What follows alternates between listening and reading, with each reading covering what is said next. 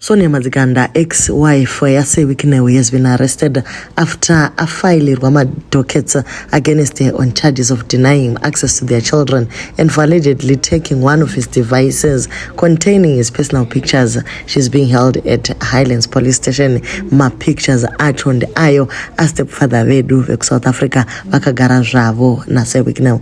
Welcome back to your channel. Please don't forget to like and subscribe to celebrate 5.5 million views zvese zvichiitwa pamusana pekuti imi guys munoti kochesa. Thank you so much. So nyaya iripo ndekuti musikana aita live ari ku police station akati iye Sewikineu vafaila macharges vakati aramba nevana. Iye ati aiwa bodo ini handina kuramba nevana, ndakati Sewikineu vatore vana, ivo vakati vari kuda kuenda ku Singapore panga paine juti ravo. So iko zvino ndo pava kupusha kuti aiwa ndinoda vana. Pavaona izvozvo zvaramba kushanda, vabva vati aiwa amai Joni vakavabira device ravo ravane ma pictures ari compromising vaine ma head of state. Musikana ari kuti koinini ndandawanepiko access yekutora device iri, zviko zviri compromising zviri mukati momo. Nyaya yasiya manetizens achimunzwira tsetse vakati Vedweka Sonia, you are playing with fire. Recently musikana kaground sajeti raisi buda na Sewikineu na Lulu zvakabva zvaita kuti Sewikineu vamanye kuti vatenge imwe jet zvakare kuti varambe vari airborne samazuva ose. Zvikabva zvasumudza ma eyebrows kuti nyaya iyi haisiriyo here nyaya ine goridhe riya mukati. So vanhu vari kuti amaininika nyaya ndiyo iya muchatambwa yekwamary Chiwenga, you are playing with fire. Pakumisa jeti makakanganisa madhiri mazhinji munogona kungotsva. Vamwe vari kuti I think she put her life on fast forward. I suspect she's now in a relationship spending the same money she got from ex with a new guy. The ex gets upset and is trying to fix it. Anyway, I hope they will set everything amicably. Mwene umwe ari kuya neyake view. How are John and Atara going to feel when they find out mai vavo vasungiswa na baba vavo? Zvangova pachena kuti yes Sonia anotaura zvake, but Wikineuka pane nyaya. Silent narcissist. Vamwe vakati people warned here about a moves. How compromising is compromising. Shame uchenjere kuitiwa ye kwa Mary. She will be apologizing soon for mentioning the president. Ask Olinda. Eika guys, tiri kuona kumberi uko kuine nyaya. Uyu mukadzi achatirasirira mudhu yemukuru wemazuva apa tichigere kuwana something. Ana Mike Chimombe vatoorera mujere nekuda kwemunhu iyeye. The same thing might happen to you. Hana moyo munhu iyeye and unofira mujere, trust me. He lives to prove people kuti ndiye ari kutonga. What he says goes, especially right now in Zimbabwe. Wikineuka ndiye ari kutotonga. Dei wagona wasiyana nekupinzana na Wikineu wangopuwa 5 million yako woita zvokukurisa vana. Iye kuda kunzi vocal pamupacho pa Facebook isusu tinongoti go Sonia, asi reality is unoenda kujere vana vako ndo vanosara vasina amai. Isu pano pa Facebook kana pa YouTube hatina simba rekuti tikubatsire. Uchitori nefoni isu taingonzibvisa shangu. Mhosva yavasungirwa wozoudzwa mangwana nakora pasi 9 ndo vamwe vari kuti uri kutoita zvako live uri mukati imomo. Ndo mama privileges emarich kids ekuti unogona kutopinda mukati wotosungwa woregwa uine foni kusungwa pachimarimari. Greed is putting you in this mess. Stop poking the bear and enjoy what you have. Those that you are addressing your nonsense to can't help you. Vazhinji vari kubvumirana nesoko rimwe chete kuti narcissist yekwani ndiye mukomana Wikineu uyu ane drama zvake.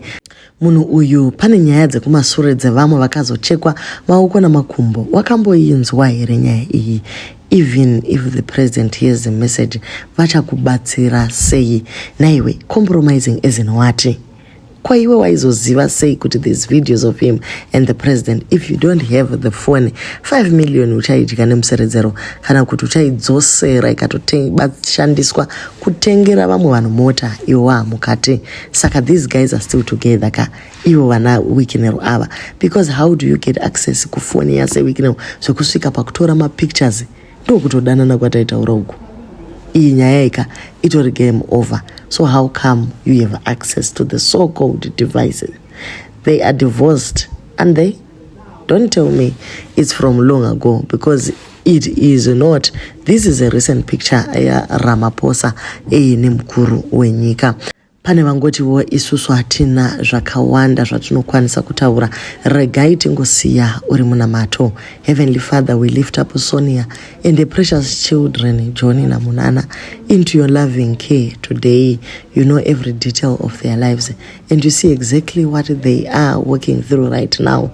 We ask you for your divine shield to surround Johnny and Munana, no matter what storms, stresses or difficulties are happening around them. We pray that their hearts, minds and spirits remain completely unaffected. Guard their innocence, preserve their joy, and let them feel perfectly safe and secure under your wings.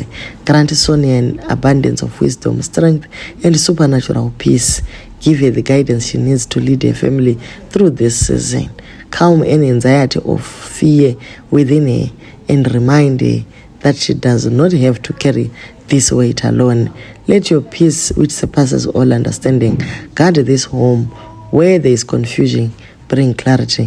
Where there is pressure, bring relief. Amen. Shandarabosha. So ndo mashoko ari kubvawo kune vamwe vati ivo hapana chavanokwanisa kuti vaite panyaya ya Sonia iyi, asi kungosiyawo munamato kuti Mwari vabatsire musikana pari kuenda through this. Pamwe pacho zviri nani ungonzi wakapusa, especially paunenge uine partner ine power in terms of money. Chero ukada kuuya ku public platforms uchitaura, mukuru wa mazuva uyu akabata, ndiye asati atengerwa mota kubva ku justice system kuenda kumapurisa, masoja, kuenda kune vakuru venyika chaivo. So iwewe unofunga kuti manetizens eZimbabwe achakubatsira pai kana uchitaura nyaya dzakadai? So yes, tinogona kuziva kuti uri mukati, or maybe une imwe information yatisina, but pamwe pacho panoda kuti amaininika mungonyarara zvenyu, mopuwa mari yamapuwa, mokontinua muchiita maholiday nevana, morega sisi Lulu woita zvetului vitoni twavo vachikontinyawo vachindirira mberi nelife, because pamwe pacho unozosara waamuna taisireva uri woga, vanhu vasiyana newe. Ko vanhu vekuZimbabwe vane short memory vanoti pame muchirova mapoloni enyu paya muchizvidyira twese tunonaka muchienda kuna Singapore muchitenga dzimba nemotika, isusu tei tiri kuno tichidla mabura.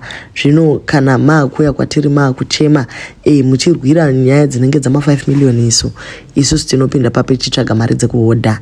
Ndopaunozoona kuti aiwa vanhu vane short memory zvavo, pasina time vanenge vatokangamwa nezvako. So sewiki newo vakatotaura kuti ivo tsvimbo yavakapiwa vane nharo ine kusikwa kwenyika pasi rose, vachibva vataura kuti vakatenga Gulfstream G550 ready for collection, ultra long range business jet known for its nautical miles 12.5 km per hour. It carries 19 passengers. Ndichenda kuHarare, London, Paris, Milan, Singapore, non-stop. Chinonzi chirungu, ndobva ndaisa flag yenyika yedu kudada nayo chete nyika yababa, nyika yechipikirwa. A cool $34 million well spent. Ndiyo ya inonzi life of the rich and famous. Ndakati nindiri mukuru enda nditaure zvekunyeba. So unotongoona utoti chero munhu wacho achinge azvitengerawo kanhu kake anobva auyawo brega nako pavanhu kudai.